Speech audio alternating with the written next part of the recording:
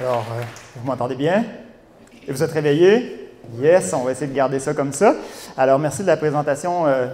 Dion. Je préciserai quand même, je pense que vous le savez, le nom de l'organisme, c'est Vivre en ville. Pas Vivre en famille, mais on est tout à fait à l'aise avec le fait de vivre en famille aussi, il n'y a pas de problème. Pas de problème avec ça. Alors, écoutez, ça me fait vraiment plaisir d'être avec vous aujourd'hui. À chaque fois qu'on m'invite en Estrie, c'est vraiment un plaisir. C'est un honneur aussi.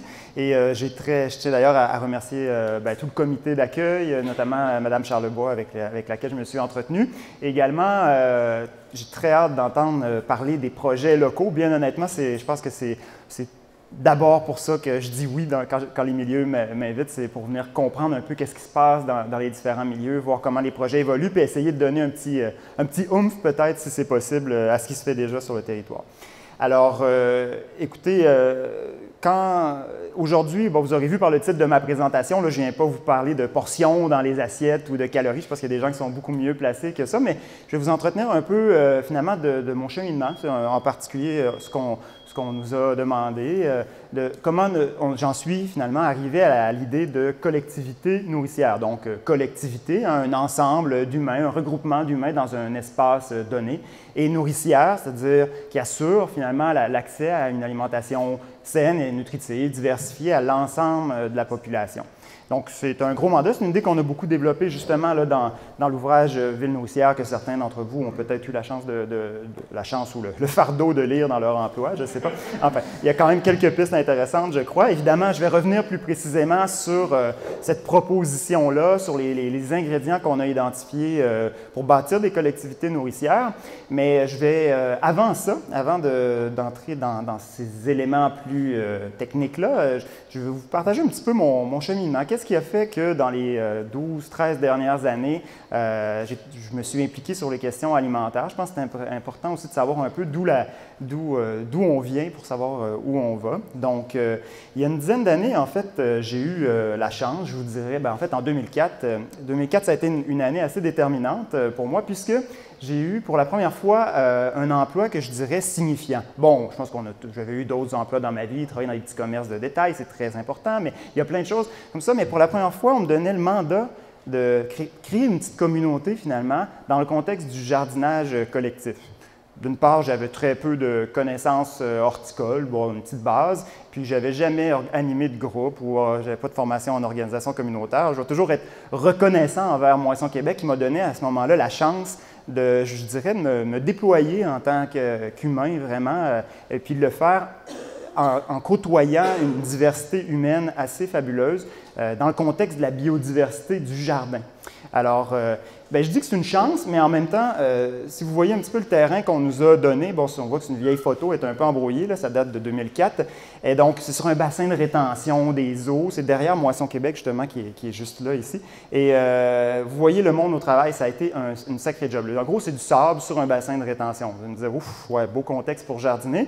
Mais en même temps, vous voyez, c'est aussi une lisière avec entre un quartier résidentiel d'une part et un quartier commercial de l'autre. Donc, on avait un bon mandat, mais j'avais aussi une super équipe pour le faire. Puis juste pour vous donner une petite idée, 5 ans plus tard, cette zone-là qui était assez déserte est quand même devenue beaucoup plus luxuriante à force de plantation, à force de travail. Et je vous dirais qu'à la base de tout ça, c'est les humains. Et ça, c'est le groupe d'une des années. Puis ce que ça m'a permis de me rendre compte, c'est cette expérience-là. D'une part, vous l'avez vu, c'est toute la bonification de la qualité de l'environnement qu'on peut y avoir, mais aussi le renforcement du pouvoir d'agir des personnes qui s'impliquent dans les projets de jardinage collectif. Je me souviens notamment du témoignage d'une participante, une dame d'une 50aine d'années, Micheline, qui avait vécu en quelque sorte la pauvreté, l'isolement social, puis qui nous faisait un témoignage à la fin de sa saison de jardinage, lors de la séance de bilan. Je pense que tout le monde a versé une petite larme, ou du moins a été extrêmement ému. Elle nous a dit comment le fait de prendre soin des plantes au jardin, ça a été l'occasion pour elle de se rendre compte que justement elle avait la responsabilité d'un petit être vivant avec elle, puis que de prendre soin de ces plantes-là, ça a été aussi une occasion de prendre soin des gens autour d'elle, mais aussi prendre soin d'elle-même. Ça peut paraître banal, mais pour des gens qui sont un peu fragilisés, juste d'avoir cette responsabilité-là, mais ils ne l'ont pas à eux seuls sur leurs épaules. Ils la partagent avec d'autres personnes, cette dimension collective-là. Ça peut vraiment permettre une amélioration de la confiance en soi. Et l'engagement de cette personne-là, par la suite, dans la société, dans différents organismes, a été vraiment augmenté. Donc, vraiment, un beau témoignage, finalement, que je retiendrai toujours. Ce que ça m'a aussi fait comprendre, le travail dans les jardins collectifs, c'est que même si on est dans un pays dit riche, la pauvreté existe chez nous aussi, hein, l'insécurité alimentaire. Pour vous donner un exemple, à Moisson Québec, c'est 30 000 personnes chaque mois qui recourent aux services de dépannage alimentaire. Et ça, c'est juste la pointe de l'iceberg, je vous dirais, parce qu'il y a plein de gens qui n'osent pas aller dans les banques alimentaires parce que c'est dur, hein, sur l'orgueil un peu, sur l'ego. Puis bon, ce qu'on nous offre aussi comme produit, c'est pas toujours exceptionnel. Enfin, ces gens-là font un travail formidable, mais pour l'instant, il y a encore du travail à faire pour améliorer, disons, la qualité de l'alimentation dans les organismes de dépannage alimentaire.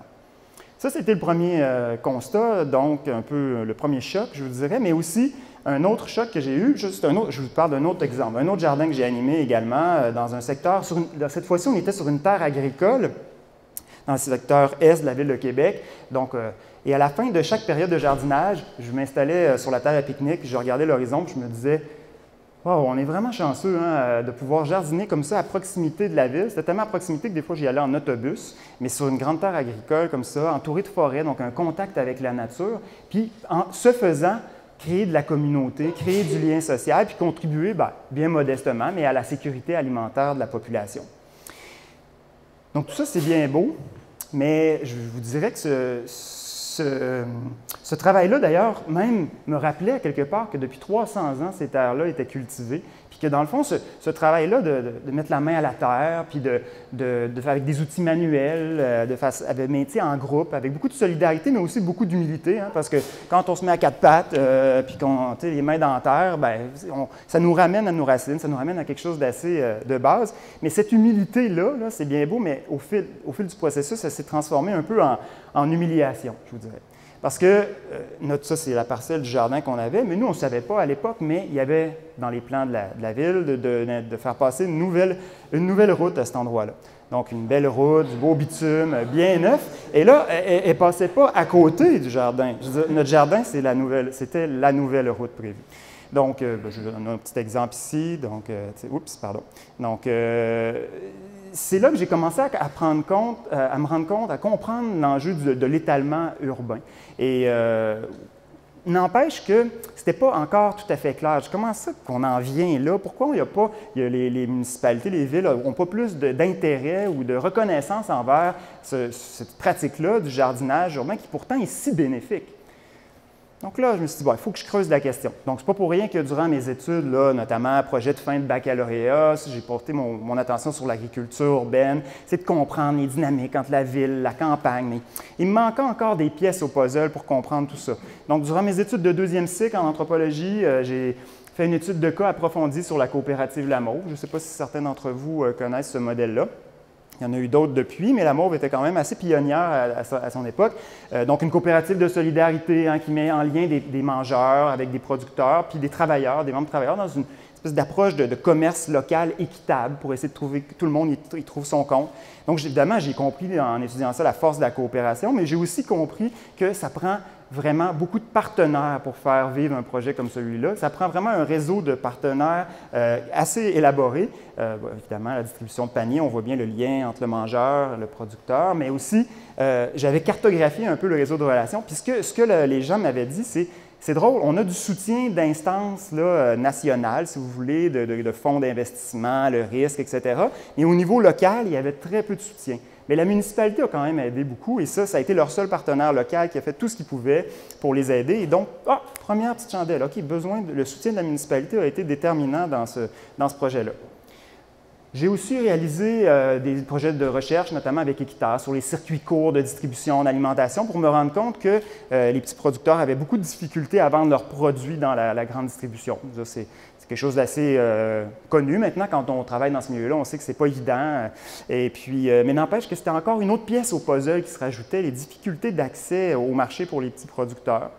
Ensuite, je me suis permis, là, pour ma maîtrise en tant que telle en anthropologie, d'aller voir une forme un peu plus marginale d'agriculture, la biodynamie. Je ne sais pas si vous connaissez ça. Donc, moi, je m'intéressais à comment peut persister un mode de vie paysan où il est encore possible d'avoir un peu d'enchantement, finalement, dans l'agriculture, peut-être en quelque sorte comme contre-fou, comme garde-fou, devant les innombrables défis que ça représente aujourd'hui de la vie agricole, la vie d'agriculteur, alors que moins d'1% de la population est agriculteur, et que finalement notre monde est de plus en plus urbanisé et de plus en plus déconnecté de son alimentation et de son territoire.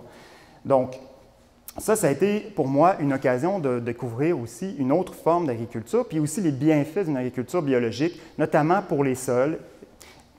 Donc, les pièces du puzzle commencent à se mettre en place. Je me dis, bon, l'étalement urbain, les difficultés d'accès au marché des producteurs, les bienfaits de l'agriculture biologique sur la biodiversité des sols.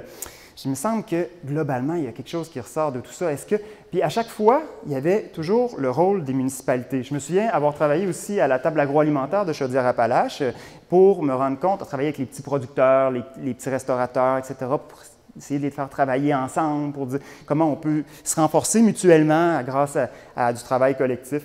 Puis là, encore une fois, un des enjeux qui ressortait, c'est pour que ces ententes territoriales-là, de collaboration territoriale en agroalimentaire fonctionnent, ça prend la participation des MRC. Parce que ce n'est pas vrai que juste le MAPAC, au niveau régional, va faire tout le développement sur le territoire. Ce n'est pas vrai que les agriculteurs, tout seuls dans leur coin, ou les restaurateurs, vont faire le travail. Ça prend aussi les partenaires municipaux. Donc là, je dis, bon, bien, écoutons, je ne veux pas avoir l'air obsédé là, par les municipalités, mais il y avait des éléments récurrents comme ça dans mon cheminement. Donc, ça nous a amené à dire, on pense que, finalement, pour aller un petit peu plus loin en agroalimentaire, pour améliorer l'accès à la saine alimentation, il faut créer des collectivités nourricières. Donc, il faut travailler tous ensemble. Donc, aujourd'hui, je vous présente un petit peu, vite fait, les principaux ingrédients qu'on a identifiés dans notre réflexion sur les villes et régions nourricières. Puis, dans chacun d'entre eux, vous pourrez voir, peut-être essayer de voir dans votre tête, quels sont les acteurs qui sont nécessaires pour y arriver. Donc, finalement, ça peut paraître un peu compliqué, mais on va essayer de le résumer simplement. Donc, le premier ingrédient qu'on a identifié, évidemment, c'est le territoire. Hein, on en a parlé. Pour produire, bien, ça prend de l'espace, hein, ça prend des terres agricoles. Bien sûr, il y a comme un petit peu une fascination ces temps-ci pour la culture hors sol, hein, pour l'hydroponie, l'aquaponie, les cultures avec des lumières LED dans des entrepôts fermés, etc. Bon, c'est peut-être intéressant d'expérimenter, mais je pense que pour l'instant, la majorité de notre nourriture est encore produite dans le sol, hein, grâce à ce filet vivant que constitue le sol, en lien avec l'énergie solaire. Je pense qu'on est dans des principes assez de base. J'espère que ça va demeurer, qu'on n'artificialisera pas à ce point. Donc, bref, pour protéger notre territoire agricole, bien évidemment, on a une loi au Québec. Elle est imparfaite, mais au moins, on en a une. J'ose pas imaginer ce que serait notre territoire si on avait continué à morceler et à s'urbaniser de manière complètement désordonnée. Mais une des meilleures façons de protéger le territoire agricole, c'est de changer nos manières même d'urbaniser. Donc, évidemment, je n'ai pas le temps aujourd'hui de vous détailler, j'ai plein de collègues qui travaillent là-dessus, comment on peut consolider, requalifier, densifier nos milieux de vie de manière à, d'une part, optimiser les infrastructures, mais aussi protéger nos milieux agricoles et nos milieux naturels. Évidemment, ça passe aussi par la mise en valeur du territoire agricole. Hein? On dit souvent, la meilleure façon de protéger un territoire, c'est de l'occuper. Oui, mais c'est facile à dire, ça, occuper le territoire, mais qui le fait? Donc, deuxième ingrédient, ça nous prend des gens, ça nous prend des entreprises. Et quand je dis entreprises, ce n'est pas uniquement des entreprises, ça peut être des entreprises libérales, mais ça peut être des entreprises d'économie sociale, ça peut être des collectifs citoyens, mais ça nous prend des gens. Et il nous faut soutenir ces gens-là, surtout ceux qui adoptent des pratiques responsables et dont la mission consiste à nourrir nos communautés. Actuellement, quand on regarde, par exemple, le soutien de l'État de façon générale à l'agriculture, il n'est pas nécessairement dédié orienté vers la santé et la proximité. Vous me direz, c'est en train de changer, c'est vrai, mais de façon générale, si on regarde à peu près le milliard de subventions en agriculture au Québec, on est encore dans des sommes absolument marginales pour soutenir la proximité et la santé. Donc, il y a ça, le soutien des agriculteurs, mais ça passe aussi par le soutien de la communauté, hein, le soutien de son agriculteur de famille, aller donner un petit coup de main lors de la corvée annuelle à la ferme, par exemple, le soutien de la relève, donc des territoires, des gens, mais aussi, au cœur, vraiment, un élément central, c'est la notion d'accès. Parce que si on laisse, par exemple, on voit ce que ça donne, en fait, si on laisse l'alimentation aux seules mains du marché. Évidemment, il y a des belles choses qui se font, il y a des belles transactions, il y a des beaux partenariats aussi qui peuvent se faire au plan commercial, mais on le voit, le marché ne s'intéresse pas aux endroits où les gens n'ont pas les moyens, n'ont pas le pouvoir d'achat. Donc, il y a des zones qui sont délaissées, des zones qui vont être peu desservies par des commerces d'alimentation, notamment. Et puis, la notion d'accès nous amène aussi à réfléchir non seulement à l'accès au commerce, mais aussi aux jardins, aux cuisines, à toutes les infrastructures alimentaires, parce qu'un des enjeux dans notre système alimentaire actuellement, c'est la perte des infrastructures de taille intermédiaire. Les fermes de taille moyenne, les abattoirs de proximité, les centres de distribution régionaux, tous ces équipements-là qui nous permettaient finalement d'avoir une certaine autonomie dans notre approvisionnement régional sont tous en train de s'émietter. Les grands centres de décision des distributeurs s'éloignent, s'en vont à Toronto, s'en vont à New York, donc beaucoup moins de prise avec la réalité locale. Il y a aussi une intégration de plus en plus grande des fermes. Les fermes sont de plus en plus grandes. On sépare de la fonction habitée, on morcelle les terres. Bref, il y a tout un... et on remembre dans des ensembles toujours de plus en plus grands. Donc, cette notion d'accessibilité-là, elle devrait être vue, oui, sur les commerces d'alimentation, mais sur l'ensemble des ressources alimentaires nous permettant, en tant que communauté, de développer nos propres systèmes. Alors ça, c'est une chose. Évidemment, toute la notion d'accès nous amène aussi à réfléchir qu'est-ce qu'il y a dans nos commerces alimentaires, qu'est-ce qu'il y a dans nos comme offres d'aliments concrètement. Évidemment, réfléchir à nos transports, comment est-ce que ces infrastructures alimentaires-là sont accessibles, puis aussi de poursuivre les efforts de lutte contre l'insécurité alimentaire. Mais on a beau faire tout ça, si notre population n'est pas prête à acheter des aliments sains, si notre population n'est pas prête à acheter des aliments locaux parce que soit pour des raisons économiques ou juste par des réflexes, parce qu'on est habitué, parce qu'on de faire... Bien, il nous faut donc travailler sur l'éducation des mangeurs. Et ça passe bien sûr par l'éducation des jeunes, mais aussi la sensibilisation en général de la population et tenter aussi de faire une place de plus en plus grande des aliments locaux et sains dans les commerces alimentaires qu'on fréquente, puisque l'essentiel est quand même encore aujourd'hui, 80% environ de nos aliments sont achetés dans des commerces, dans les grands commerces alimentaires.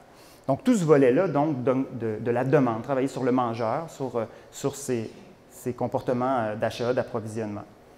Et en bout de ligne, mais le dernier non le moindre, hein, l'optimisation du cycle de vie. Et par là, on fait évidemment peut-être la chose la plus évidente à laquelle on pense, c'est la réduction du gaspillage, qui peut d'ailleurs nous aider à améliorer l'accès aux aliments sains. Mais c'est toute cette réflexion sur comment les sous-produits, par exemple, d'une activité peuvent servir à une autre entreprise, par exemple. Ça change la façon dont on aménage même nos parcs industriels. Puis ça, sur ce volet-là, je pense qu'on a encore beaucoup de travail à faire sur l'optimisation, notamment de nos systèmes alimentaires. Et là-dessus, on aura sans doute besoin du milieu de la recherche, notamment, parce qu'il y a encore des nœuds à dénouer, clairement. Et puis, au cœur de tout ça, j'aurais tendance à dire, il y a vous. C'est-à-dire, ça nous prend aussi une forme de coordination de ces différents efforts-là. Parce que le problème qu'on a actuellement, c'est que, oui, on fait toutes ces choses-là, on les fait, mais on ne les fait pas de manière nécessairement intégrée, coordonnée. Il n'y a pas nécessairement toujours des espaces pour discuter, partager nos expertises. Et là, on parle autant d'expertise citoyenne que d'un chercheur spécialisé sur le cycle de vie des aliments, que de l'agriculteur qui comprend bien sa réalité au champ, que du commerçant qui dit « Oui, moi, je voudrais bien faire place à plus d'aliments locaux, mais j'ai des contraintes liées à ma bannière. » Donc, mettre toutes ces expertises-là ensemble, puis pour discuter, puis essayer de se doter d'une vision commune. Vous allez me dire, ouf, ouais, mais là, hey, c'est de la job, ça, hein? Qui veut le faire, ça? Non, bien, je pense que, premièrement, je vais vous rassurer, c'est une démarche à long terme, d'une part, hein, on ne fera pas ça du jour au lendemain. Deuxièmement, on est plusieurs personnes pour le faire. Hein. Je vous disais qu'il y a plusieurs acteurs impliqués dans le système alimentaire. Il faut mettre à profit leur expertise. Donc, on parle autant des paliers de gouvernement supérieurs que des régions, du milieu municipal, dont on a vu plus tôt dans la présentation l'importance de l'implication parce qu'ils disposent de leviers de compétences spécifiques qu'ont pas les autres acteurs. Et les entreprises, bien entendu, les institutions de recherche, d'enseignement, les organismes communautaires aussi, hein, qui font un travail incroyable sur le terrain avec parfois des ressources absolument dérisoires, et les citoyens par leur comportement d'achat, mais aussi en tant qu'acteurs réels du système alimentaire par leur engagement dans différentes initiatives. Donc ça, c'est une chose. Et la troisième chose qui devrait nous rassurer, c'est qu'il y a plein de belles initiatives déjà en place. En fait, je ne sais pas si vous constatez ça, c'est peut-être parce que moi, je suis trop dans le milieu, là, mais depuis peut-être 5 ans, là, la multiplication des initiatives bon, ça a certainement un petit lien avec Québec en forme aussi. Je pense qu'il y a beaucoup d'acteurs qui y travaillent de plus en plus pour multiplier les initiatives pour favoriser justement l'accès à la saine alimentation dans nos milieux. Puis je vais passer le reste de ma présentation justement à vous en énumérer quelques-unes, peut-être parce que moi, ça me donne espoir. Puis aussi, quand je vois le mouvement, c'est vraiment un mouvement mondial pour des villes plus en santé actuellement. Puis parallèlement à ça, il y a un autre mouvement très fort de relocalisation de l'alimentation, de l'agriculture. On le voit chez nos voisins américains, on le voit dans les provinces canadiennes. En fait, on le voit un peu partout dans le monde.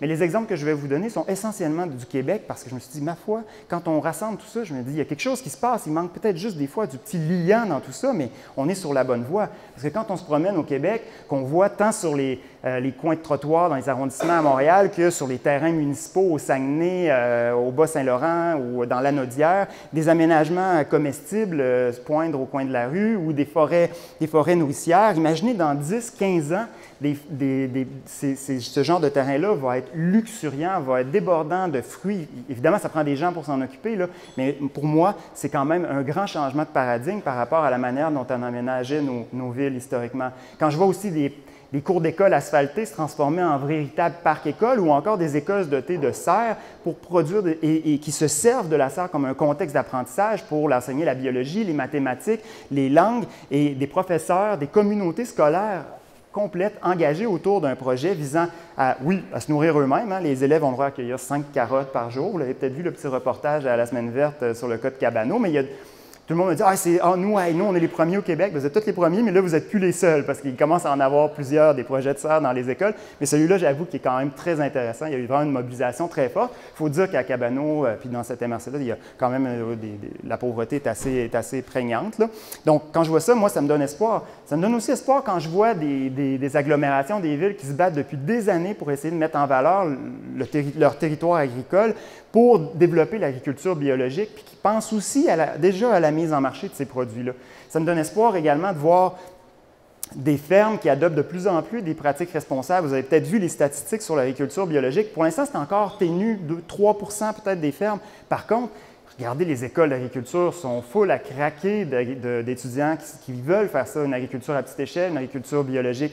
La coopérative pour l'agriculture de proximité écologique et a le vent dans les voiles. Je pense que ça, il y a de quoi quand même à se poser des questions sur notre modèle agricole puis se dire, mais il y a des jeunes qui veulent, il faut les aider. Ça me rassure aussi, comme je vous disais, de commencer à avoir des programmes de soutien au niveau gouvernemental. C'est encore ténu, mais qui commencent à avoir des préoccupations complémentaires sur le soutien à l'agriculture urbaine, à l'agriculture de proximité, à l'accès à la saine alimentation, à la lutte à la pauvreté. On commence à voir les liens entre tout ça, puis ça donne espoir. On verra si l'avenir nous donne raison. Ça me donne espoir aussi de voir des projets locaux qui ont eu un succès, comme ici la Banque de terre dans Brome-Missisquoi, se généraliser à l'ensemble du Québec à travers le projet de l'Artère, auquel finalement toutes les municipalités vont avoir la chance finalement d'adhérer à ce programme visant à jumeler des propriétaires de terre et des aspirants agriculteurs, sachant la difficulté que représente l'accès aux terres agricoles.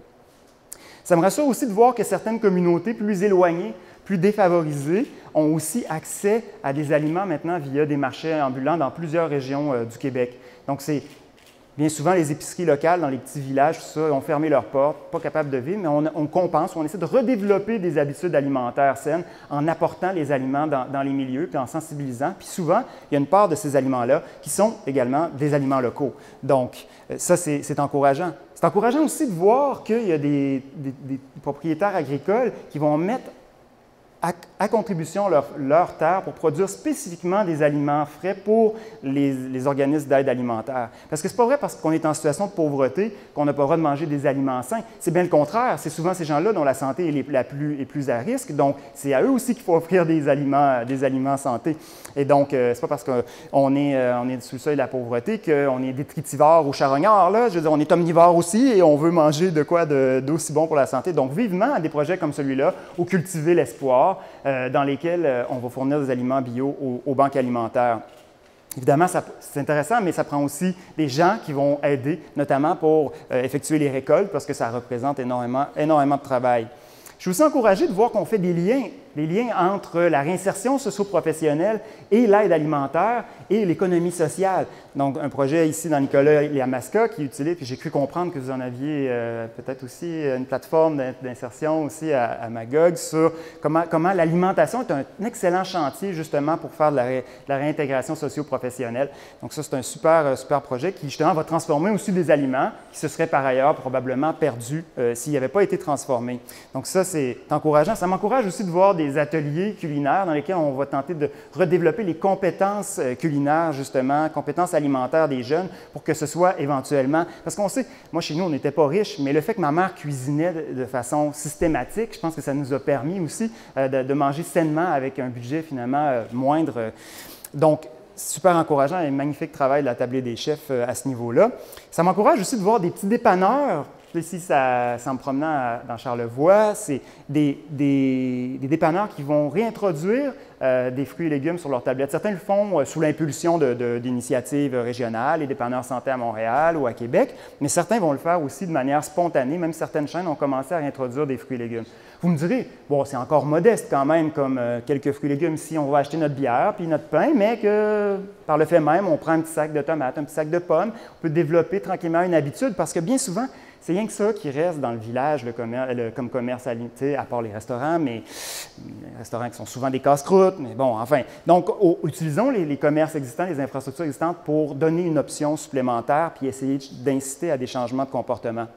Évidemment, les marchés publics, je pense que le marché locavore de Racine, c'en est un emblématique de voir se multiplier comme ça les espaces de rencontre entre les producteurs et les consommateurs un peu partout au Québec. Je ne pense pas que c'est réaliste d'imaginer que chaque municipalité ait son marché public, mais c'est intéressant de voir quand même, on peut se travailler quelques municipalités ensemble, puis ça, il y a vraiment eu une croissance importante du nombre de marchés publics. Ça anime énormément à la vie de quartier, vous le savez très bien. Ça m'encourage aussi de voir que maintenant, on peut faire des épiceries complètes en ligne de produits alimentaires locaux. C'est peut-être pas vrai dans toutes les régions. En tout cas, chez nous, c'est possible de le faire. Une bonne partie de l'année, là, je vous dirais, commande en ligne, 5 minutes, une simplicité. On arrive sur place, ambiance conviviale, on récupère notre panier, 5 minutes. 2 fois 5 minutes. Là. Je mets quelqu'un au défi de faire son épicerie en 5 minutes. Là. Alors, honnêtement, avec des produits magnifiques. Des fois, le coût est un petit peu plus élevé pour les viandes notamment, mais pour les fruits et légumes, c'est très compétitif. Et en échange de quoi? De quelques heures de bénévolat par mois. C'est parce qu'évidemment, ça carbure beaucoup au bénévolat, mais quand même, initiative pérenne depuis une dizaine d'années déjà à Québec. Ça m'encourage aussi de voir des municipalités qui redonnent leur compost aux citoyens. Y a-t-il quelque chose de plus simple, mais en même temps, on boucle la boucle. Hein? Donc, pour leur permettre de justement réaliser leur jardin et continuer donc à développer leur autonomie alimentaire. Ce qui m'encourage encore plus, des changements peut-être plus structurants à long terme, c'est de voir des villes adopter des politiques de villes nourricières, comme ici, la ville de Saint-Bruno, qui, je ne vous dis pas que c'est parfait ce processus-là, mais ça a permis d'aller un petit peu plus loin, de dire « Ah, nous, on veut favoriser l'agriculture urbaine ». Non, ce n'est pas tout à fait ça. On révise nos outils de planification, puis on le regarde avec l'angle de l'alimentation. C'est quand même une petite révolution dans la manière de penser l'alimentation en lien avec notamment l'aménagement du territoire. Donc, un super projet, quand même, si vous avez l'occasion d'aller voir dans la mise en œuvre, là, ils ont poussé assez loin la réflexion. Des quartiers aussi, à Montréal, mais aussi ailleurs, à plus petite échelle, qui vont développer des systèmes alimentaires de proximité où on va à la fois faire de la production, de la transformation, de la mise en marché et de l'éducation dans un espace, somme toute, relativement limité, mais on pense donc de manière systémique de plus en plus.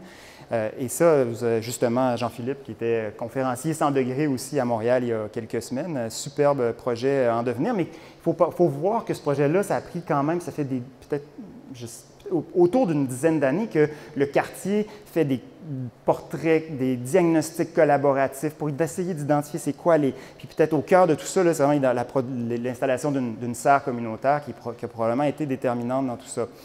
Et aussi des villages qui s'organisent aussi, villages nourriciers, des parrainages d'arbres fruitiers et de citoyens, des ateliers, etc. Même dans l'Outaouais, la Petite Nation font aussi un beau travail. Et puis on voit que ça passe beaucoup par, regardez, on s'assoit ensemble, on cogite, c'est quoi, qu'est-ce qu'on a besoin, puis à un moment donné, on a des idées, on a des actions, on y va, on se lance, on n'attend pas non plus que d'avoir la solution miracle. Il faut se lancer dans l'action à un moment donné. On en parlait avec M. Delbois un petit peu plus tôt. Donc, voilà, c'est un mouvement qui est mondial, en fait, je vous dirais. C'est pas... oui, au Québec, il se passe plein de choses. Je pense qu'on a de quoi être fiers, puis poursuivons les efforts en ce sens-là. Mais un peu partout dans le monde, la Ville de Milan, en 2016, a appelé l'ensemble des villes du monde à adhérer au Pacte de Milan pour des politiques alimentaires urbaines qui favorisent la santé. Les États de la Nouvelle-Angleterre se regroupent aussi dans cette optique-là de développer leur économie agroalimentaire locale dans un souci de protection de l'environnement. Bref, les initiatives se multiplient, le système alimentaire à Montréal. Bref, c'est une mouvance qui est globale. Je terminerai en vous mentionnant seulement quelques petites leçons apprises au cours de nos, disons, missions d'études, recherches, entrevues, etc., mon expérience personnelle aussi. Donc, je l'ai mentionné au départ en parlant des ingrédients, ça nous prend un lieu aussi, hein, un espace de concertation pour dialoguer. S'il n'y en a pas un, peut-être que ça vaut la peine de le créer, mais on peut partir aussi d'un lieu existant. Il existe déjà des tables de concertation, des comités de suivi d'un plan de développement de la zone agricole, par exemple, une table régionale sur les saines habitudes de vie ou un regroupement local peut être une amorce auquel on greffe graduellement d'autres acteurs au fil des actions pour enrichir notre portée aussi. Reconnaître aussi l'expertise de tout le monde autour de la table, hein, savoir qu'on a besoin de l'expertise autant de quelqu'un qui va faire des petits muffins, qui va apporter des collations lors de ces rencontres-là, que du PhD qui avait dans l'analyse de données. Ça nous prend, puis de la personne dans le milieu municipal, reconnaître les expertises de tout le monde. S'inspirer d'ailleurs, aller voir comment ils l'ont fait, eux, leur politique. Bon, évidemment, ce n'est pas l'idée de copier-coller, mais quand même de se dire, on ne part pas de zéro. Partons déjà de l'expérience opposée. Prenez le téléphone, appelez-la, la personne qui a élaboré la politique. Vous allez avoir bien plus d'informations que juste en lisant votre document. Mais des fois, s'arrimer aux politiques, aux cibles régionales, ça peut aider. Des fois, question d'opportunité aussi, question de cohérence des actions. On reste fidèle à notre mission, mais on peut s'attacher à certaines cibles régionales, question d'avoir une action justement plus cohérente à long terme. Mais ça peut être compliqué tout ça, donc trouver des champions qui peuvent nous aider à naviguer. Ils ne sont pas obligés de s'asseoir autour de la table tout le temps, mais ça peut au moins nous aider. Un petit coup de fil. Comment j'aborde telle question? Comment je rentre dans ce méandre un peu institutionnel? Des fois, c'est compliqué, les programmes, qui est mon interlocuteur, etc. Donc, trouvez-vous des champions qui peuvent être d'ailleurs des élus municipaux. On donne de plus en plus de pouvoir aux élus municipaux, donc essayez de les avoir autour de la table, au moins d'en avoir un. On peut les toucher hein, par le ventre, par la tête, il y a toutes sortes de manières, le corps, l'esprit. Bref, je pense que ces gens-là sont tout aussi sensibles puisqu'ils sont également des mangeurs. Puis, célébrez vos premières réussites, hein, ça c'est encourageant, c'est vrai dans n'importe quel de vos projets, je pense, mais dans le cadre de l'alimentation, je pense que c'est comme, wow, on a encore du chemin à faire, mais on a quand même réalisé quelque chose ensemble, alors continuons. Et puis, finalement, utiliser le pouvoir rassembleur de la nourriture, hein, ça nous concerne tous, on est tous mangeurs, puis je ne sais pas si vous vous souvenez dans les épisodes d'Obélix, Astérix et Obélix, là, il y a toujours l'odeur du sanglier. Là. Mais c'est un peu comme ça dans nos espaces publics aussi, quand ça sent bon, on est curieux, on va voir. Donc, autant dans l'espace public que du point de vue des actions plus transversales, l'alimentation, c'est quelque chose qui nous rejoint tous. Donc, je pense qu'on peut partir de là pour créer des grandes choses. Alors, si jamais vous voulez en savoir plus, évidemment, vous pouvez, évidemment, je reste avec vous pour le reste de la séance, c'est bien entendu. J'ai bien hâte d'entendre ce qui se passe. Dans notre livre, on en parle un petit peu plus. Puis, pour ma part, je continue à nourrir ma communauté. Hein. Je fais une petite boucle avec ce que je vous disais au début, au niveau de mon cheminement. Maintenant, j'ai une petite fermette, donc je ne nourris pas uniquement avec des écrits, des paroles, mais aussi en suant dans le champ durant l'été. Donc, voilà. Merci de votre attention, puis au plaisir de recevoir vos questions.